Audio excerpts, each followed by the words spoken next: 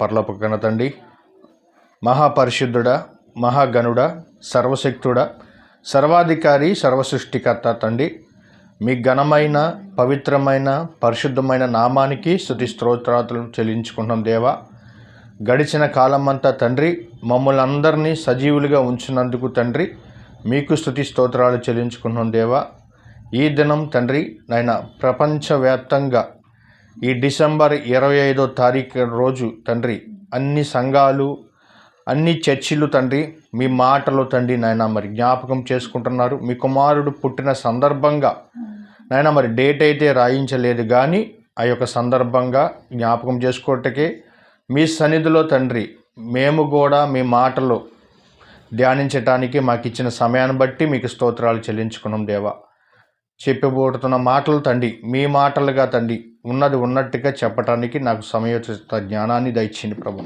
అలాగనే తండ్రి మీ పిల్లలు తండ్రి వినువారు మాత్రమే ఉండకుండా విన్న వాటి ప్రకారం ప్రవర్తించే భాగ్యం దయచేయమని ఈ యొక్క ప్రార్థనలో మీరు తోడుగా ఉండి నడిపించమని కోరుకుంటూ క్రీస్తు పేరిట ఈ ప్రార్థన మీకు సమర్పిస్తున్నాం మా కన్న తండ్రి, ఆమేన్. పరలోకమందున్న కన్న తండ్రికి క్రీస్తు ద్వారా కృతజ్ఞతాస్తుతులు చెల్లించుకుంటూ కూడి వచ్చిన సంఘ బిడ్డలందరికీ మన రక్షకుడు ప్రభువైన యేసుక్రీస్తు నామంలో ఆ యొక్క శుభములు, వందనములు తెలియజేసుకుంటున్నామండి. ప్రియమైన దేవుని పిల్లలారా, డిసెంబర్ 25 ప్రపంచవ్యాప్తంగా క్రైస్తవులు క్రీస్తుని జ్ఞాపకం చేసుకోవటానికి చక్కగా ప్రతి మనిషి సన్నిధిలో ఉండటం చాలా ఆనందం. క్రీస్తు పుట్టాడని ఆనందించటంలో తప్పు లేదు, ఎందుకంటే ఆనందం ప్రతి మనిషికి అవసరం. మన ఆరోగ్యానికి, ఆయుష్కి ఆనందమే కారణం. కనుక క్రీస్తు పుట్టాడని, క్రీస్తు జన్మదినం ఉత్సవం జరుపుకోవటానికి ప్రతి మనిషి సన్నిధిలో గడపటం, ఆయనను జ్ఞాపకం చేసుకోవటానికి ప్రతి మనిషి మరి ఆరాధనకి రావటం మనం చూస్తూ ఉంటాం. మనం ఆలోచన చేస్తే డిసెంబర్ నెల 1 నుంచి 31వ తారీఖు వరకు సెమీ క్రిస్మస్ అని, యూత్ క్రిస్మస్ అని, ఏమంటే గ్రాండ్ క్రిస్మస్ అని, ఐక్య క్రిస్మస్ అని, పెద్దల క్రిస్మస్లని, ఇలా ఎన్నో క్రిస్మస్ పండగలు, వేడుకలు జరుపుకుంటారు. అంటే ఒక నెల రోజులు ముందు నుండే నవంబర్ 25 నుంచి స్టార్ట్ అయ్యి డిసెంబర్ 31 వరకు క్రీస్తు జ్ఞాపకం చేసుకోవటానికి, క్రీస్తు పుట్టాడని ప్రతి ఒక్కరూ ఆనందిస్తారు. ఆనందించడంలో తప్పు లేదు. ఎన్నో కార్యక్రమాలు చేస్తూ ఉంటారు ప్రపంచవ్యాప్తంగా. మీరు గమనించండి ప్రియులారా, ప్రపంచంలో ఎవరి జన్మదినోత్సవం అయినా సరే, ఎవరి పుట్టినరోజు అయినా సరే, ఏ రాజు అయినా, ఏ చక్రవర్తి అయినా, ఎంత ధనవంతుడైనా సరే పుట్టినరోజు ఒక్కరోజు మాత్రమే చేసుకుంటాడు. ఏ సెలబ్రిటీ అయినా సరే ఎన్ని రోజులు జరుపుకుంటారండి? ఒకే ఒక్కరోజు జరుపుకుంటారు. ఇప్పుడు మన నియోజకవర్గానికి ఒక ఎమ్మెల్యే గారు ఉన్నారండి, ఆయన పుట్టినరోజు ఎన్ని రోజులు జరుపుకుంటారు? ఒకరోజు జరుపుకుంటారు. మన రాష్ట్ర ముఖ్యమంత్రి గారు పుట్టినరోజు అనుకోండి, ఎన్ని రోజులు జరుపుకుంటారు? ఒకరోజే. దేశ ప్రధాని పుట్టినరోజు అనుకోండి, ఎన్ని రోజులు జరుపుకుంటారు? ఒకరోజే. కానీ ప్రపంచవ్యాప్తంగా 30 రోజులు పుట్టినరోజు జరుపుకున్నటువంటి ఒక వ్యక్తి ఎవరున్నారంటే జీసస్ క్రైస్ట్.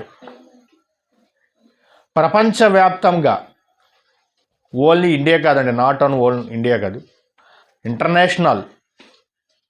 ఇంటర్నేషనల్ అంటే ప్రపంచంలో ప్రతి దేశంలో, ప్రతి రాష్ట్రంలో, ప్రతి పట్టణంలో, ప్రతి గ్రామంలో క్రీస్తుని జ్ఞాపకం చేసుకోవటానికి క్రిస్మస్ అనే పండగ చేసుకుంటున్నారు.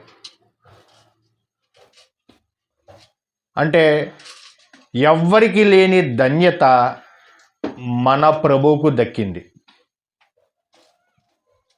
సంతోషించాలండి. ఒక పుట్టినరోజు, ఒక కుటుంబంలో ఒక పుట్టినరోజు, ఒక మన కుమారుడిది పుట్టినరోజు అనుకోండి, మన కుటుంబం వరకే మనం సంతోషిస్తాం. మన బంధువుల వరకే మనం సంతోషిస్తాం. కానీ మన క్రీస్తు పుట్టినరోజు, మన రక్షకుడు పుట్టినరోజు అంటే డిసెంబర్ 25 పుట్టిన డేట్ అనేది దేవుడు చెప్పలేదన్న సంగతి మనకు తెలుసు.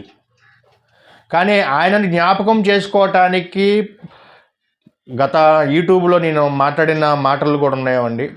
ఒక చక్రవర్తి ఒక డేట్ను మెన్షన్ చేసుకొని ఆ డేట్ ప్రకారము ఒక క్రీస్తు పుట్టిన సందర్భంగా అనేది జ్ఞాపకం చేసుకోవటానికి 25ను నిర్ణయించారు.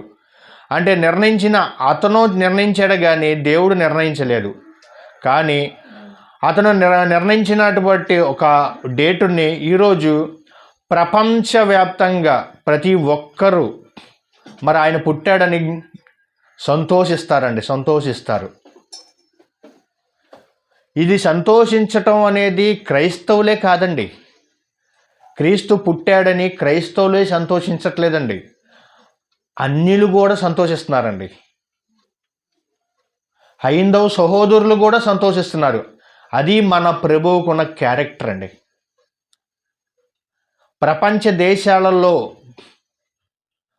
ఎక్కువ శాతం ఎవరిని వెంబడిస్తున్నారంటే మన ప్రభువుని, మన రక్షకుడిని.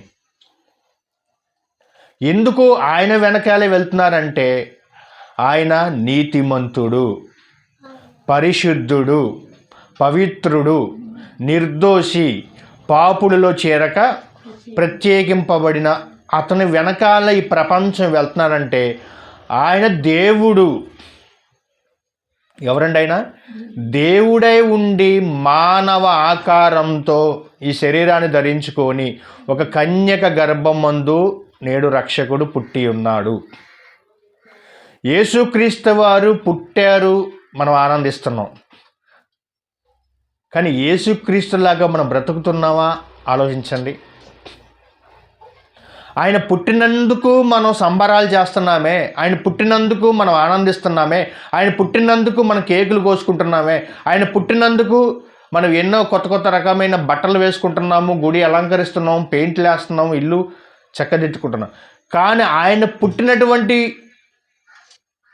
ఆయన జీవితంలో మన జీవితంలాగా ఉందా లేదా ఒకసారి ఆలోచించండి. ఆయన నీతిమంతుడు అంటే మనము కూడా నీతిమంతులుగా ఉండాలండి. అప్పుడు నిజమైన పండగ అనేది అర్థం చేసుకోవాలి. మరి యేసుక్రీస్తు వారు జన్మదినం మన సందర్భంగా ప్రతి మనిషి జీవితంలో, ప్రతి ఒక్కరి జీవితంలో పౌలు గారు అంటారు కదా, నేను క్రీస్తును పోలి నడుచుకున్న ప్రకారము మీరు నన్ను పోలి నడుచుకోమని అని చెప్పిన భక్తుడు పౌలు గారు. మనం ఆ రకంగా బ్రతుకుతున్నామా? డిసెంబర్ 25వ రోజునే పండగ కాదండి. అసలు మనకి ఎప్పుడు పండగ అంటే ప్రతిరోజు పండగే. ఎప్పుడు పండగ అండి? సంవత్సరానికి ఒకసారి వచ్చే పండగ మాత్రం కాదండి. మనకి ప్రతిరోజు, ప్రతి దినము మనకు పండగే. దావీదు గారు అంటారు కదా, నేను దేవుని మందిరంలో ఉండటమే ప్రతిరోజు ఉండటమే ఆనందం అంటాడు. ప్రతిరోజు ఎక్కడ ఉండాలండి? దేవుని మందిరంలో ఉండాలంటాడండి దావీదు గారు. అంటే మనము కూడా ఈ డిసెంబర్ 25వ రోజునే మనం ఆనందపడతాం కాదండి. ఎప్పుడు ఆనందపడాలంటే ప్రతిరోజు దేవుని మందిరంలో, దేవుని సన్నిధిలో ఆనందించాలి అన్నాడండి. మరి ఈయన పుట్టినటువంటి యేసుక్రీస్తు వారు ఎందుకు భూమి మీదకి వచ్చాడు అన్న సంగతి కూడా మనం గత వారంలో తెలుసుకున్నాం. ఆయన ఇక్కడ పుట్టడానికి కారణం ఉంది. ఆయన ఈ భూమి మీదకి రావడానికి ఒక కారణం ఉంది. కారణం లేకుండా యేసుక్రీస్తు వారు భూమి మీదకి రాలేదు. ఆయన రావడానికి కారణం ఏంటంటే ప్రతి మనిషి పాపంలో చనిపోయి నరకానికి వెళ్ళిపోతున్నారండి. ప్రతి మనిషి పాపంతో పేట్రైగిపోతున్నారండి. పాపం ఎక్కువైపోయింది ప్రపంచ మనుషులందరూ. ఈ మనుషులను రక్షించడానికి క్రీస్తు యేసు నరుడు భూమి మీదకి రావడం జరిగింది. పాపులను రక్షించుటకు యేసుక్రీస్తు ఈ లోకానికి వచ్చాడు అంటాడండి. ఆయన పుట్టిక ఒక స్పెషల్ అండి. ఆయన చరిత్ర ఒక స్పెషల్. చరిత్రలో ఇలాంటి ఒక వ్యక్తిని ఎవరైనా చూపించండి. నాలో పాపం లేదని ఎవడు స్థాపిస్తాడో ఆ రోజే చక్రవర్తులను అడిగాడండి యేసుక్రీస్తు. రాజులను అడిగాడు, నాలో పాపం ఉందని మీరు ఎవరు చూపిస్తారు? ఎవరు చూపించలేకపోయారు ప్రపంచంలో. అందుకే ఈరోజు యేసుక్రీస్తు వారి గురించి, యేసుక్రీస్తు వారి పుట్టిన సందర్భంగా ప్రతి మనిషి ఆనందిస్తున్నారండి. ప్రభుత్వాలు క్రిస్మస్ సెలబ్రేషన్లో ఉన్నారు, అన్యులు క్రిస్మస్ సెలబ్రేషన్లో ఉన్నారు, క్రైస్తవులు దేవుని సన్నిధిలో ఉన్నారు. అది క్రీస్తు వారికి ఒక గొప్పతనం. ప్రియమైన దేవుని పిల్లరా, ఈరోజు క్రీస్తు పూర్వం క్రీస్తు రావడానికి మధ్యవర్తిగా క్రీస్తుని ఎందుకు పెట్టారంటే ఎన్ని క్వాలిఫికేషన్లు ఉన్నాయి కాబట్టి. పరిశుద్ధుడు. ప్రపంచంలో ఎంతోమంది రాజులు, చక్రవర్తులు వారు వేరే దేశానికి దండెత్తి వాళ్ళ మీద యుద్ధాలు చేసి గెలిచిన వారు చరిత్ర మనకు తెలుసు. కానీ మన రాజు, మన క్రీస్తు మన కొరకు ప్రాణం పెట్టాడండి. ఎవరి కొరకు ప్రాణం పెట్టాడండి? మన కొరకు ప్రాణం పెట్టాడు. కానీ ఆయన పుట్టినప్పుడు సంతోషించాలి, ఆనందించాలి. కానీ ఈరోజు సంతోషం అనేది, ఆనందం అనేది క్రీస్తు దాటి వెళ్ళిపోతుంది. ఎవరిని దాటి వెళ్ళిపోతుందండి? క్రీస్తుని దాటి వెళ్ళిపోతుంది. సంతోషం మనం అనుకుంటున్నాం, కానీ మన సంతోషం దేవుణ్ణి సంతోషపెట్టేవారిగా మనం ఉండాలి. దేవుణ్ణి సంతోషపెట్టేవారిగా మనం ఉండాలి. మన కుమారుడు ఏదన్నా మంచి పని చేసాడు అనుకోండి, ఎవరు సంతోషపడతారు? తల్లిదండ్రులు సంతోషపడతారు. మంచి ర్యాంక్ వచ్చినా, మంచి పాస్ మార్కులు తెచ్చుకున్నా, ఒక ఐఏఎస్ అయినా, ఐపీఎస్ అయినా మొట్టమొదటి సంతోషించేది ఎవరండి? తల్లి, తండ్రి. అలాగే దేవుడు కూడా తన కుమారుడిని భూమి మీదకి పంపిస్తున్నప్పుడు ఆయన మాటల్లోనే మనం ఒక మాట చూద్దాం. ఆయన మాటల్లోనే మనం చదివితే మరి ఎవరి యందు దేవుడు సంతోషపడుతున్నాడంటే మత్తయి గారు రాసిన సువార్త 3వ అధ్యాయం 17వ వచనం. ప్రియులారా, మత్తయి గారు రాసిన సువార్త 3వ అధ్యాయం 15వ వచనం. ఇదిగో ఈయనే, మరియు ఇదిగో ఈయనే నా ప్రియకుమారుడు, ఈయన యందు నేను ఆనందించుచున్నాను అని చెప్పేసి ఎవరు చెప్తున్నారండి? దేవుడు చెప్తున్నాడు. చాలండి. ఈయన యందు నేను ఆనందించుచున్నాను. ఇక్కడ క్లియర్గా మెన్షన్ చేసినట్టు దేవుడు ఈయన అన్నాడు. ఆయన వేరు, ఈయన వేరు. అంతే కదండి. ఈయన అంటే ఎవరండి? యేసుక్రీస్తు వారండి. యేసుక్రీస్తు వారి గురించి సృష్టికర్త అయిన దేవుడు చెప్తున్న మాట ఏంటంటే ఈయనే నా ప్రియ కుమారుడు, ఈయన యందు నేను ఆనందించుచున్నానని చెప్పేసి పరలోకంలో కన్న తండ్రికి చెప్తున్నాడండి. ఈరోజు మన గర్భాన పుట్టిన కుమారులు, ఇదిగో నా కుమారుడు, ఈయన గురించి నేను ఆనందిస్తున్నానా అని చెప్పుకునే తల్లిదండ్రులు వేల మీద లెక్క పెట్టచ్చండి. అలాంటి వారు ఎవరు లేరు. చదివిస్తారు, ఏమండి, పెళ్లి చేస్తారు, తల్లిదండ్రుల్ని తోసివేస్తారు.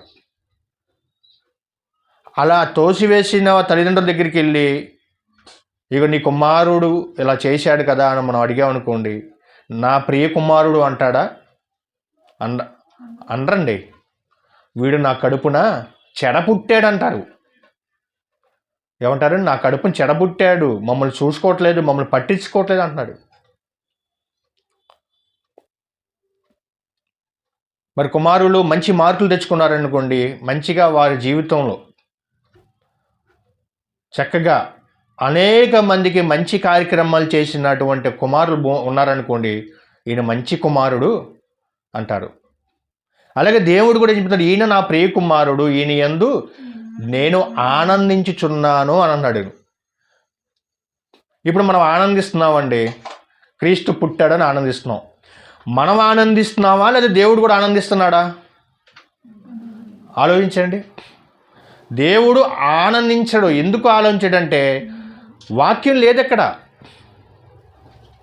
వాక్యము లేదు. యేసుక్రీస్తు వారిని ఇంకా బాలయేసులాగా ఉయ్యాల్లో పడుకోబెట్టి ఈ చిన్న పిల్లవాడిని ఆ బాలయేసుకి ఇంకా ప్రార్థన చేస్తున్నారు.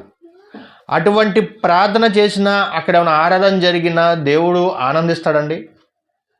ఆనందించడు. ఎందుకంటే అక్కడ జరిగేది ఆరాధన కాదు, దేవుడికి నచ్చని జరుగుతుంది. యేసుక్రీస్తు వారు ఇప్పుడు ఎక్కడున్నారంటే పరలోకంలో ఉన్నాడు. ఎక్కడున్నారండి? పరలోకంలో ఉన్నాడు. ఇంకా మరలా మనం చిన్న బాలుని చేసుకొని ఉయ్యాల పెట్టి ఆ ఉయ్యాలో బాల వేసిన ఊపుతా కూర్చుంటే ఇంకా నీకు అక్కడికే అర్థమైపోయింది.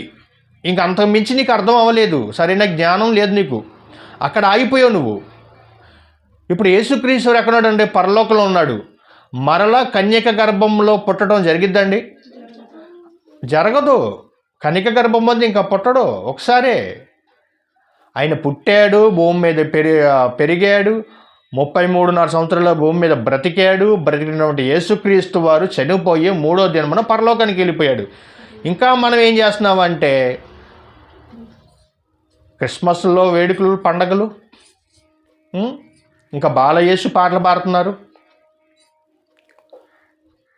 ఆయన పుట్టాడని మనం సంతోషిస్తున్నామే కానీ మనకంట ఎవరు సంతోషించాలంటే దేవుడు సంతోషించాలి. ఇక దేవుడు సంతోషించాడు. ఎందుకు దేవుడు సంతోషించాడంటే యేసుక్రీస్తు వారు ఆయన జీవితం మొత్తం మనం ఆలోచిస్తున్నా, చదువుకున్నా, ఎవరు చెప్పినా క్రీస్తు పరిశుద్ధుడు, పవిత్రుడు. ఆయన భూమి మీదకి మనల్ని రక్షించడానికి వచ్చాడు అని మనం అనుకుంటున్నాం. ఇప్పుడు క్రీస్తు రావాలంటే రక్షకుడిగా వస్తాడా, శిక్షకుడిగా వస్తాడండి? రక్షకుడిగా వచ్చాడు, వెళ్ళిపోయాడు. ఇప్పుడు వచ్చే క్రీస్తు ఎలా వస్తాడంటే శిక్షకుడుగా వస్తాడు. గుర్తుపెట్టుకోండి, రక్షకుడుగా రాడండి. రక్షకుడుగా వచ్చాడు, పని అయిపోయింది, వెళ్ళిపోయాడు. ప్రజలందరి కొరకు ప్రాణం పెట్టాడు ఆయన. రక్షకుడిగా వచ్చాడు, ప్రపంచ మానవులందరి కొరకు ప్రాణం పెట్టాడు, వెళ్ళిపోయాడు. ఇప్పుడు రెండవ రాకడలో వచ్చేటప్పుడు ఆయన శిక్షకుడిగా వస్తాడు, శిక్షించడానికి వస్తున్నాడు. ఎవరైతే నా గురించి వినలేదో, నన్ను నమ్మలేదో వారిని రక్షించడానికి కాదండి, శిక్షించడానికి వస్తాడన్న సంగతి గుర్తుపెట్టుకోండి.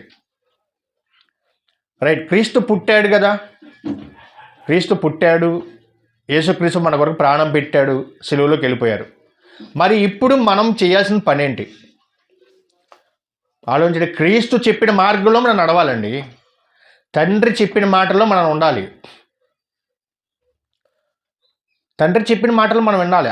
అలా విన్నాడు యేసుక్రీస్తు వారు. ఎక్కడైనా సరే నా తండ్రి పనుల మీద నేను ఉన్నాను, మీరు ఎరగరా? నా తండ్రి చెప్పిన బోధ ఇది, నేను నా ఎంత రాలేదు, నా తండ్రి పంపించాడు అని మనం ఎన్నో యోహాను సువార్తలో, లూకా సువార్తలో, మత్తయి సువార్తలో చదువుకుంటూనే ఉన్నాం. కానీ మనం చేసే ఈ యొక్క ఆరాధన నా తండ్రికి ఇష్టమైనట్టుగా నేను ఆరాధన జరుగుతుందా లేదా, నా తండ్రికి ఇష్టమైనట్టుగా కార్యక్రమం జరుగుతున్నాయా లేదనేది ప్రతి క్రైస్తవుడు ఆలోచించాలి. రైట్. ముందుగా ఈ తండ్రిని చూసాం, ఈయన నా ప్రియ కుమారుడు, ఈయన యందు నేను ఆనందించుచున్నాను అని చెప్పేసి మనం నేర్చుకున్నాం. మరి నెక్స్ట్ ఇంకెవరో ఆనందిస్తున్నారు ఆయన కొరకు అంటే లూకా గారు రాసిన సువార్త. మరి యేసుక్రీస్తు వారు పుట్టినప్పుడు ఎవరు ఆనందించారంటే లూకా గారు రాసిన సువార్త. మనకు అందరికీ తెలుసండి, మరియమ్మ గారు, ఎలిజబెత్తు, జకరియా.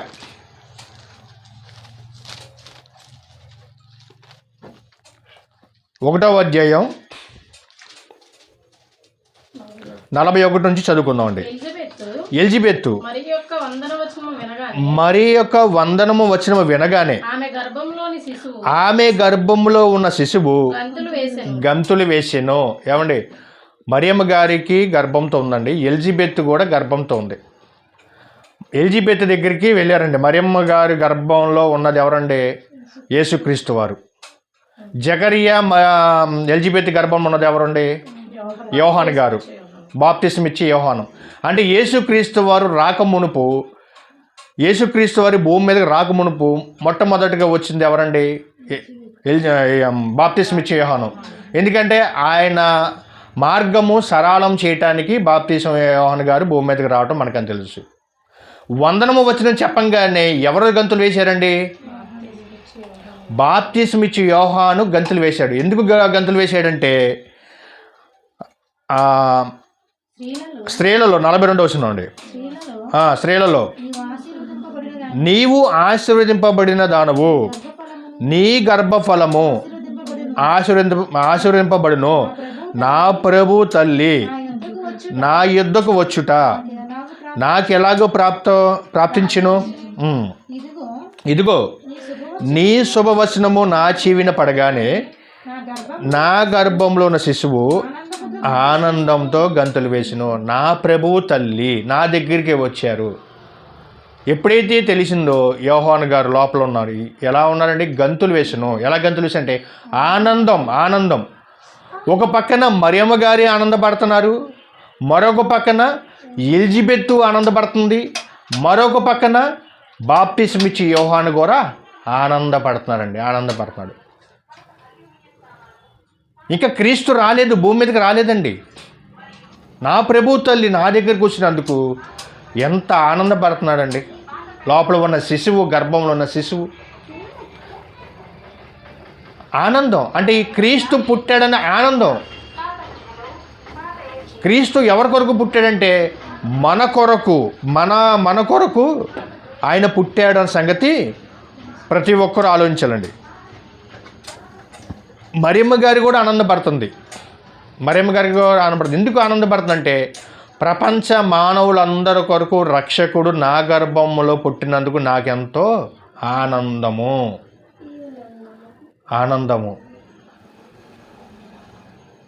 ఆనందపడవచ్చు, కానీ అలా అది క్రీస్తుకు నచ్చే విధంగా మనం ఉండాలి. మనల్ని పుట్టించిన దేవుడు, మనల్ని కనల దేవుడు, ప్రపంచ మనుషులందరినీ కనిటినటువంటి దేవుణ్ణి కూడా మనం ఆనందపరచాలండి. మరి అలాంటి ఆనందం మనం చేస్తున్నామా? అలాంటి ఆనందం దేవుడికి మనం ఆనందిస్తున్నామా? ఆలోచించండి ప్రేమ దేవుని ప్రేమ. అందరిలాగా పుట్టాము, అందరిలాగా చనిపోతే దేవుడు ఆనందపడ్డాడండి. పుట్టినటువంటి నువ్వు ఎందుకు పుట్టావో, నువ్వు ఎందుకు మరణిస్తున్నావో, మరణించిన తర్వాత ఎక్కడికి వెళ్ళిపోతున్నావో దాని గురించి ఆలోచించాలి ప్రతి మనిషి. ఆలోచన లేదండి ఈరోజు. ఆలోచన లేదు. యేసుక్రీస్తు వారు పుట్టాలంటే తండ్రి అనుమతి తీసుకుని వచ్చాడండి భూమి మీదకి. తండ్రి అనుమతి తీసుకున్నాడు. ఆయన లేకపోతే పరలోకం లేదండి. ఆయన లేకపోతే సృష్టి లేదు. ఆయన యేసుక్రీస్తు వారు లేకపోతే అసలు మనం లేవండి. అదే మాట అపోస్తలుడైన పౌలు గారు కొలస్సీలు రాసిన పత్రికలో ఉంటుందండి. కొలస్సీలు రాసిన పత్రిక, అపోస్తలుడైన పౌలు గారు కొలస్సీలకు రాసిన పత్రిక 1వ అధ్యాయం 15వ వచనం చూద్దామంటే 15-16. కొలస్సీలు రాసిన పత్రిక 1వ అధ్యాయం 15వ వచనం. ఆయన అదృశ్య దేవుని స్వరూపి అయి సర్వ సృష్టికి ఆది సంభూతుడే ఉన్నాడు. ఎలయనగా ఆకాశమందున్నవని భూమి ఎందున్నవి దృశ్యమైనవి గాని అదృశ్యమైనవి గాని అవి సింహాసనములైనను ప్రభుత్వములైనను ప్రధానులైనను అధికారములైనను సర్వమును ఆయన యందు, ఆయన అంటే ఎవరు? యేసుక్రీస్తు యందు సృజింపబడెను. సర్వమును ఆయన ద్వారాను ఆయన బట్టిను సృజించబడెను చెప్తున్నానండి. యేసుక్రీస్తు వారి గురించి అండి దీని గురించి మాట్లాడేది. మొత్తం యేసుక్రీస్తు వారి గురించి అండి. యేసుక్రీస్తు వారు ఉండబట్టి ఈరోజు మనం అందరం ఉన్నామండి. సృష్టికి రావడానికి కారణం యేసుక్రీస్తునండి. ఒక సూర్యుడు రావాలంటే యేసుక్రీస్తు వారు కారణం అండి. ఒక చంద్రుడు రావాలంటే యేసుక్రీస్తు వారండి. అంటే కలిగి ఉన్నది ఏదియు ఆయన లేకుండా కలగలేదు అని మనం మాట్లాడుకున్నాం. ఈ ప్రకృతి అంతా కలగడానికి కారణం యేసుక్రీస్తు వారు. ప్రియమైన దేవుని పిల్లలు, మనం పరలోకానికి వెళ్ళటానికి కారణం ఎవరండి? యేసుక్రీస్తు వారు. పరలోకాన్ని ద్వారాలను తెరిచేయడానికి కూడా కారణం యేసుక్రీస్తు వారు. ఆయన అదృశ్య ఆది సంభూతుడే ఉన్నాడు. ఆది సంభూతుడే ఉన్నాడంటే ఈ విశ్వం పుట్టక ముందు, ఈ పంచభూతాలు భూమి రాకముందు యేసుక్రీస్తు వారు ఎక్కడున్నారంటే తండ్రిలో ఉన్నాడండి. తండ్రిలో పరలోకంలో ఉన్నాడు. ఆయన ద్వారానే, ఆయన బట్టి సృజించబడెను. మనం పుట్టావా అంటే ఆయన ద్వారా మనం పుట్టామండి. యేసుక్రీస్తు మనకు రక్షణ లభించిందంటే దానికి కారణం ఎవరండి? యేసుక్రీస్తు వారు. మనకు పరలోకానికి మార్గానికి మార్గదర్శకుడు ఎవరండి? యేసుక్రీస్తు వారు. మన పాపాలన్నీ ఆయన భుజం మీద వేసుకున్నాడు. ఎవరు ఆ భుజం మీద అంటే యేసుక్రీస్తు వారు. అంటే ఈ ప్రకృతిలో కలగడానికి కారణం యేసుక్రీస్తు వారు అని గుర్తుపెట్టుకుని ప్రియమైన దేవుని పిల్లలారా,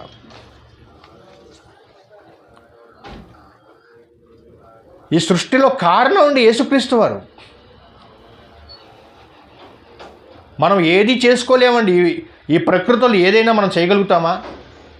ఒక గాలిని చేయగలుగుతామా? ఒక నీరుని చేయగలుగుతామా? ఏమండి ఈ పంచభూతాలలో ఏదైనా మనం చేయగలుగుతామండి? ఏది చేయలేమండి. ఏది చేయలేం. యేసుక్రీస్తు వారు ఆయన మనకు మార్గం. నేనే మార్గము, నేనే సత్యము, నేనే జీవము, నా ద్వారా తప్ప తండ్రి యొద్దకు ఎవడు రాడనే సంగతి మనందరం చదువుకున్నాం. పరలోకానికి వెళ్ళటానికి మార్గదర్శకుడు ఎవరంటే యేసుక్రీస్తు వారు. యేసుక్రీస్తు ద్వారానే మనం పరలోకానికి వెళ్ళాలి. యేసుక్రీస్తు నామంలో మనం బాప్టిజం తీసుకోవాలి. యేసుక్రీస్తు ద్వారానే మనం తండ్రికి విజ్ఞాపన చేసుకోవాలి. ప్రార్థన యేసుక్రీస్తు నామంలో ప్రార్థన చేసుకోవాలి. అంటే ప్రతి దానికి కారణం ఎవరంటే యేసుక్రీస్తు వారి ప్రియమైన దేవుని పిల్లరా. అలాంటి యేసుక్రీస్తు వారు లోక రక్షకుడిగా భూమి మీదకి వచ్చినప్పుడు తండ్రి సంతోషపడ్డాడు. ఏమండి తన గర్భంలో ఉన్న మరియమ్మ గారు కూడా సంతోషపడింది. నా ప్రభు తల్లి నా దగ్గరికి వచ్చినటువంటి ఏమండి ఎలిజబెత్ గర్భంలో ఉన్న శిశువు గంతులు వేశాడు. అంటే అటు ఎలిజబెత్ గారు సంతోషపడ్డారు, మరియమ్మ గారు సంతోషపడ్డారు, బాప్తిసం ఇచ్చి యోహాను గారు కూడా సంతోషపడ్డారన్న సంగతి మన లేఖలను చదువుకున్నాం. తండ్రి సంతోషపడ్డాడు. మరి మన గురించి ఎవరైనా సంతోషపడుతున్నారండి? ఆలోచించండి. మనం చేసే కార్యక్రమాల గురించి. మనుషులుగా సంతోషపడటం కాదండి, మనుషులుగా మొప్పొద్దు, మనుషులుగా సంతోషం మనకొద్దు. మనం దేవుని సంతోషపెడతామో లేదో, దేవుని సంతోషపెట్టే లిస్టులో మన పేరు ఉందో లేదో ఒకసారి జ్ఞాపకం చేసుకోండి. ఇంకెవరు సంతోషపడ్డారంటే గొర్రెల కాపరులు కూడా సంతోషపడ్డారండి. చూద్దామండి. లూకా గారు రాసిన సువార్త 2వ అధ్యాయం. లూకా గారు రాసిన సువార్త 2వ అధ్యాయం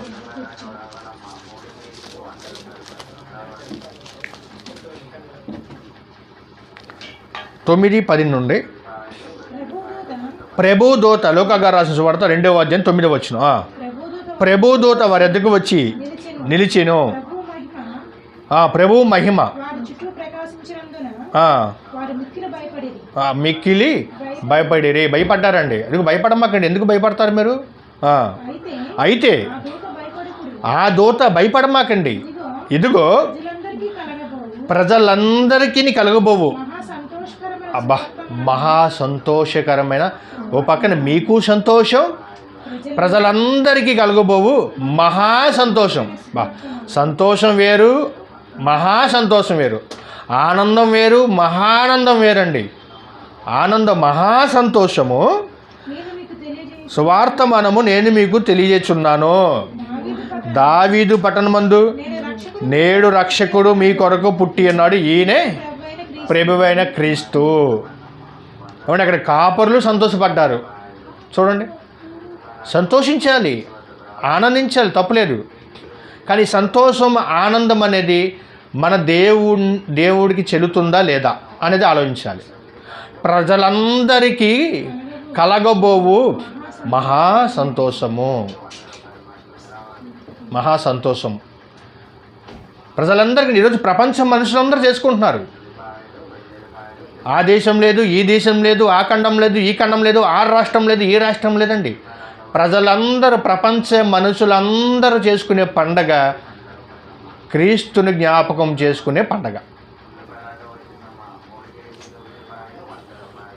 సంతోషం, ఆనందం. ఓ పక్కన గొర్రెల కాపర్లు కూడా ఆనందపడుతున్నారు. భయపడకూడి, మీరు సంతోషించండి, ప్రజలందరూ సంతోషించండి. చక్కని మాట కదండి. ఎంత గొప్ప వ్యక్తి అండి క్రీస్తు.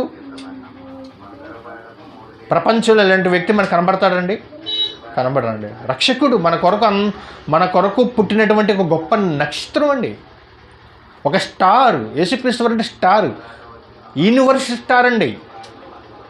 ప్రపంచ మనుషులందరి కొరకు సిలువలో ప్రాణం పెట్టాడండి యేసుక్రీస్తు వారు.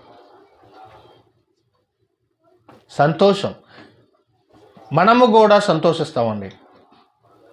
మనం ఒక డిసెంబర్ 25వ తారీఖునే కాదండి సంతోషం. ప్రతి ఆదివారం ఆయనను జ్ఞాపకం చేసుకోవటానికి మనం కూడా ఒక యేసుక్రీస్తును జ్ఞాపకం చేసుకోవటానికి మనం ఒకటి తీసుకుంటాం. ఏంటిది? 1 కొరింథీయులకు రాసిన పత్రిక 11వ అధ్యాయం మనం ఎప్పుడు చదువుకుంటామండి. కొరింథీయులకు రాసిన మొదటి పత్రిక 11వ అధ్యాయం 24 వచనం. నేను మీకు అప్పగించిన 23 నుంచి చదువుతామండి.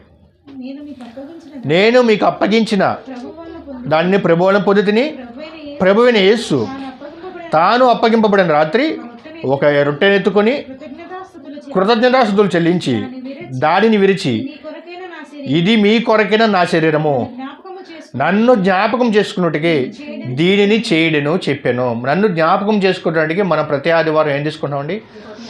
క్రీస్తు యొక్క శరీరము, క్రీస్తు యొక్క ద్రాక్షారసము. అంటే ఆయన శరీరం సాదృశ్యంగా మనం రొట్టెని తీసుకుంటున్నాం, ఆయన రక్తాన్ని సాదృశ్యంగా ద్రాక్షారసం తీసుకున్నాం.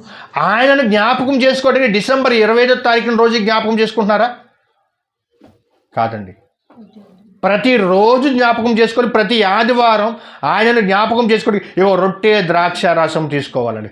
తీసుకున్నప్పుడు నువ్వేం చేయాలంటే ఆయనను జ్ఞాపకం చేసుకున్నావు సంగతి జ్ఞాపకం చేసుకోండి. ఆయనను జ్ఞాపకం చేసుకుంటున్నాం మనం. అంటే మనకు డిసెంబర్ 25వ తారీఖు ఒకరోజే మనం ఆనందపడవలసిన అవసరం కాదండి. ప్రతిరోజు ప్రతి దినము మనం ఆనందపడాలి. ఎందుకు ఆనందపడాలంటే మన క్రీస్తులో ఉన్నాము, క్రీస్తు బలలో మనం పాలిభాగస్తులు అవుతున్నాము. ఆయన శరీరం మనం తీసుకుంటున్నాం, ఆయన రక్తాన్ని మనం తీసుకుంటున్నాం. నన్ను జ్ఞాపకం చేసుకున్నట్టుకే దీనిని చేయుడిని చెప్పాను. నన్ను జ్ఞాపకం చేయడు. మనం ప్రతి ఆదివారం జ్ఞాపకం చేసుకుంటున్నాం క్రీస్తుని. మనకు పండగేనది. ప్రతి ఆదివారం మనకు పండగనండి. అసలు దేవుని సన్నిధిలో ఉంటేనే నిజమైన పండగ. ప్రియమైన దేవుని పిల్లరా, నువ్వు ఇంట్లో ఉంటే పండగ రాదండి. నువ్వు ఎక్కడికో తిరిగితే పండగ రాదు. ఆ సంతోషం రాదు, ఆనందం రాదు. ఆనందం రావాలంటే, సంతోషం రావాలంటే దేవుని సన్నిధిలో గడుపు, నిజమైన ఆనందం. దేవుని సన్నిధిలో మోకరించి ప్రార్థన చేసుకో, నిజమైన ఆనందం.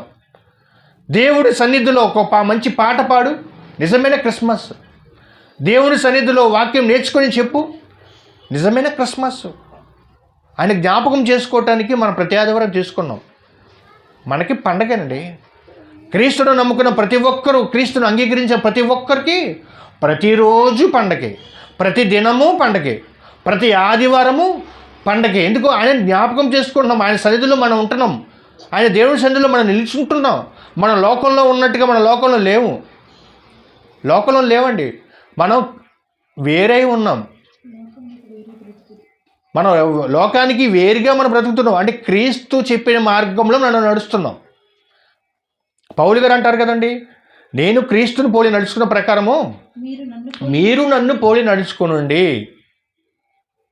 పౌలు గారు అబద్ధాలు ఆడలేదు, పౌలు గారు దొంగతనాలు చేయలేదు, ఎటువంటి పాపం చేయలేదు. మనము కూడా పరిశుద్ధులుగా, నీతిమంతులుగా మనం ఉండాలని ప్రభువు కోరుకుంటున్నాడండి. మనం ఇవన్నీ వదిలిపెట్టాలి. లోకంలో ఉన్న దుష్ట సాంగత్యం వదిలిపెట్టాలి. అది నిజమైన పండగ. క్రీస్తు పుట్టాడని సంబరపడే నీవు క్రీస్తును సంతోషపెట్టుటకు తండ్రి కార్యాలు జరిగించాలండి. తండ్రి కార్యాలు చేయాలి. తండ్రి కార్యాలు అంటే మన చుట్టూ ఎంతోమంది ఆకలితో ఉన్నవారు ఉంటారండి, ఎంతోమంది బట్టలు లేని వారు ఉంటారు, ఎంతోమందికి డబ్బులు లేని వారు ఉంటారు హాస్పిటల్లో. ఏమండి, వీరికి నువ్వు సహాయం చేయమని. నిజమైన క్రిస్మస్ అదేనండి, నిజమైన ఆనందం అదే. చూస్తారా? మత్తయి గారు రాసిన సువార్త 25వ అధ్యాయం 42వ వచనం చూడండి, ఎంత బాగుంటుందో. మత్తయి గారు రాసిన సువార్త 25వ అధ్యాయం 42వ వచనం అండి. నేను ఆకలిగుంటిని, మీరు నాకు భోజనము పెట్టలేదు, దప్పిగుంటిని, మీరు నాకు దాహం ఇవ్వలేదు, పరదేశినై ఉంటిని, మీరు నన్ను చేర్చుకోలేదు. ఈ సందర్భం మొత్తం చదువుకుంటే ప్రభువుకి ఆకలి ఉన్నట్టు కాదు చెప్పడం కాదండి. అలాంటి వారు ఎంతోమంది నీ సహోదరులు ఉన్నారు కనుక వారికి నువ్వు సహాయం చేయమని చెప్తున్నాడండి. అర్థమైందండి? ప్రభువుకి ఆకలిగా ఉంటాం కదండి. అలాంటి వారు ఎంతోమంది పేదవారు మన చుట్టూ ఉంటారు. అలాంటి వారు బట్టలు లేని వారు మన చుట్టూ ఎంతోమంది ఉన్నారు. ఆకలి దప్పులతో ఉన్నవారు ఎంతోమంది ఉన్నారు. డిసెంబర్ 31వ తారీఖున ఫుట్పాత్ల మీద చలితో వణుకుతున్న వారు ఎంతోమంది సమాజంలో ఉన్నారు. వారిని దర్శించండి, వారికి ఆహారం పెట్టండి, వారికి భోజనం నీళ్ళు ఇవ్వండి, వారికి వస్త్రాలు ఇవ్వండి. వారి పరదేశంలో ఉన్నప్పుడు వారిని చేర్చుకోనండి. ఇలాంటి మంచి కార్యక్రమాలు చేస్తే నిజంగా ఎవరికి చేసినట్టు ఉంటాం? మనం దేవునికి, ప్రభువుకి చేసిన వారు అవుతామండి. ఇలా చేసేవారు ఉన్నారండి? ఆలోచించండి. మనము కేక్ కోసుకున్నాము, మన కొత్త బట్టలు వేసుకున్నాము, మన చర్చికి పెయింట్లు వేసుకున్నాము, ఇది కాదండి. ఆకలితో ఉన్నవారు ఎంతోమంది ఉన్నారండి, పేదవారు. వారి సహాయం చేయండి. దప్పికున్న వారికి నీళ్ళు ఇవ్వండి, వస్త్రాలు లేనివారికి వస్త్రాలు ఇవ్వండి, రోగులుగా ఉన్న వారిని పరామర్శించండి, నీకు చేతనైతే సహాయం చేయండి. అది దేవుడు తండ్రి చేయవలసిన కార్యాలండి. ఆలోచించండి ప్రియమైన దేవుని పిల్లరా. అలా చేస్తేనే నిజమైన క్రిస్మస్. చలికి ఎంతోమంది ఫుట్పాత్ల మీద పడుకుంటారు. వారికి సరైన వస్త్రాలు ఉండవు, సరైన దుప్పట్లు ఉండవు, సౌకర్యాలు ఉండవు. అలాంటి వారిని మీరు దర్శించండి. మనం తింటానే ఉంటాం ఏదో ఒకటి. వాళ్ళను కూడా మీరు ఆదుకోండి. దేవుడు చెప్పే కార్యాలలో ఇది ఒక మంచి అద్భుతమైన కార్యాలండి. ఇలాంటివి చేయండి. ఇలాంటి మంచి మంచి కార్యక్రమాలు చేస్తే దేవుడు సంతోషపడతాడు. ఆలోచించండి ప్రియమైన దేవుని పిల్లలారా. చివరికి అపోస్తుల కార్యాలు 13:22. అపోస్తుల కార్యాలు 13వ అధ్యాయం 22 తండ్రి చెప్తున్నాడండి. అపోస్తుల కార్యాలు 13వ అధ్యాయం 22వ వచనం అండి. తరువాత అతనిని తొలగించి దావీదును వారికి రాజుగా ఏర్పరచును.